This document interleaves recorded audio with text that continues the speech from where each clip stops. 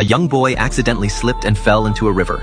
35 years later, he woke up in the middle of a rice field in rural China. Surrounded by unfamiliar faces and a language he didn't understand, the boy was so terrified, he passed out. Locals quickly contacted the American embassy. Inspecting the clothes he wore, staff found a handwritten name on the tag, Jacob, and to their shock, the boy was able to write down a full home address from memory. Soon, he was flown back to the US and brought to the house he'd written down. Detective Malik followed up on the information, and unbelievably, the address was real. He knocked on the door, and an elderly man in his 70s answered. Did your son go missing, sir? The man told the detective that his son had died 35 years ago, but then he looked at the boy and froze. Jacob blurted out a line of nonsense. My granny goes a million miles per hour. Frog in a blender. Without thinking, the old man instinctively answered the riddle. It took a few seconds for him to realize what had just happened.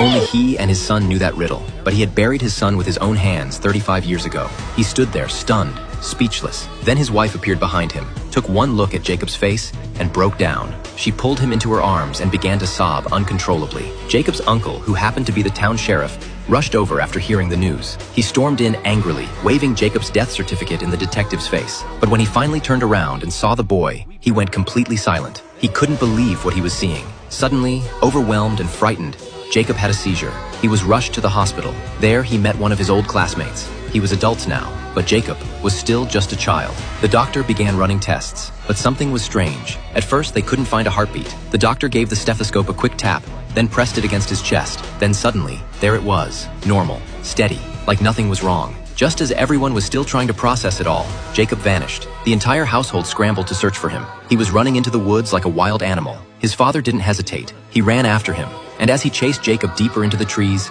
a strange feeling came over him. This moment felt familiar, like he'd been done before, but his body couldn't keep up the way it used to. Jacob, on the other hand, still like a child as before. Eventually, Jacob stopped beneath a tree. He reached into a hollow and pulled something out. A toy soldier, the one his father had given him for his birthday, 35 years ago. The man sat there, shaken. That accident all those years ago. Everyone in town remembered it. No one had ever questioned that Jacob was gone. That's when Detective Malik made a bold decision. He would open up Jacob's casket. But when they finally opened the casket, what they found left them speechless.